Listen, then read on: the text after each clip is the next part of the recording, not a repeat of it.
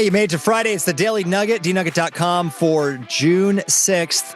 Andy, Janelle, Jen, and awesome producer Sam with you as usual. Hello, welcome to the weekend. What a great way to celebrate. And don't look at my screen. I messed up. Hold on. I'm already reading. There we go. Don't look at it. I'm already reading. All right. Somebody help Grandpa with his computer. Here's the question. Oh my gosh. I didn't, we usually don't look at these pictures or do the, and I thought this was a nice progression from the day we were before. just, okay. So yesterday we were talking about thrift stores a little bit and how I've worn a lot of weird clothes from thrift stores. And, you know, Jen is also a fantastic thrifter. I'm also OCD, so I know where this is going. Do you wash your thrift clothes after you buy them? At least once, yes. At least And my once. husband's like, they're clean. They probably clean over they benefit of the doubt. I'm like, we don't know that. And we don't know what they used even if they did wash them. Whenever you walk into a thrift store, you can smell that they have not washed them. Oh, see, now, Sam, I was going to say the opposite. Whenever I go into a thrift store, there's that thrift store smell, but it's not an offensive smell. It doesn't smell like BO. And I would think if people were just donating unwashed clothes, the whole store would just be stanky. Your definition of offensive smells must be off.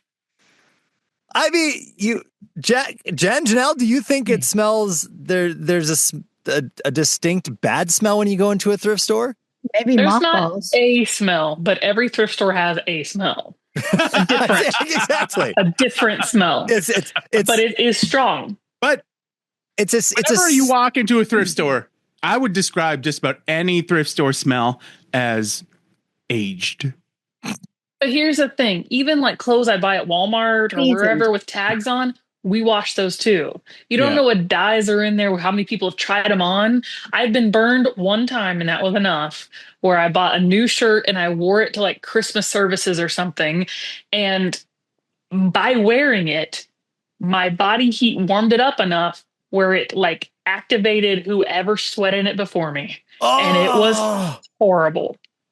Horrible. Oh. So never again, wash everything. Even if we go outside at any point in the day, if we go outside, those clothes get washed before we're not laying in the bed. We're not like hanging out. Like we're not walking our shoes on the floor. Like it's just not clean.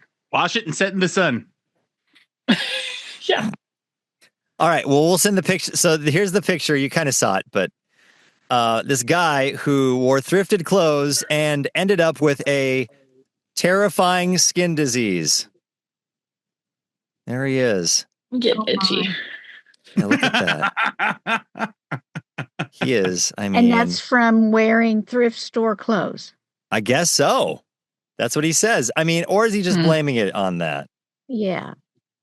That's that is my other thought. Okay, I've got some video here we can check out here too. So let's see. That seems like a good idea. Let's do that. Yeah. Well, it's a video of him. I mean, we were looking at a screen grab of it, but let's actually look at the video here. A video is going to make it better. Well, could it make it worse? Yes. Yes, it could. See, now that almost looks like bad acne. Yeah, something else is going on. Yeah. But even if people did wash and like you're allergic to that detergent or that softener, it could do this. That's molluscum contagiosum. That sounds like a Harry Potter spell. Sounds like a type of moth or something. Yeah. That's a skin infection that causes small raised bumps.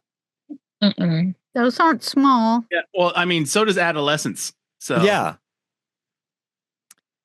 So does touching your face a lot. So if you go to the thrift store, then you touch your face. Yeah. Francis Cozen, a senior lecturer in fiber science and apparel design at Cornell University, explained that many garments, especially secondhand or new ones, are treated with fabric softeners, stain-resistant or water-repellent coatings, and anti-mildew agents. These chemicals can cause skin irritation, redness, or itching. So it had nothing to do with any disease on the on the actual. Clothes. It's just the chemicals it's treated with. What is he putting on his disease? I just don't. And why is it only on his face? I don't know. Yeah, that might be the medicine that he's supposed to use to treat that, but he's not really putting it where the bumps are. Yeah. I agree. Okay, I'm itchy. I'm out. First off, we need a visit to Dr. Pimple Popper.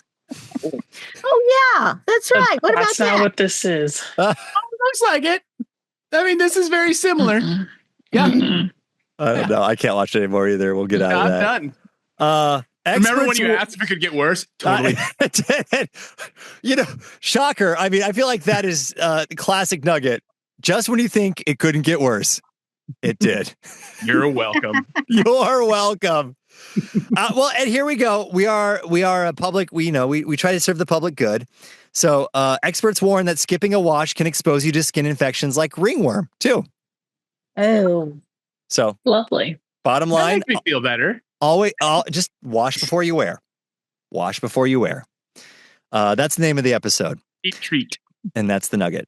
NuggetHateMail@gmail.com. I've never been burned by the not wash before you wear, and I have. And let me tell you, unless there's a ringworm inside Andy me. Put on, everything I've seen Andy put on has been from the waist down. So there are a number of times Andy could have been in real trouble.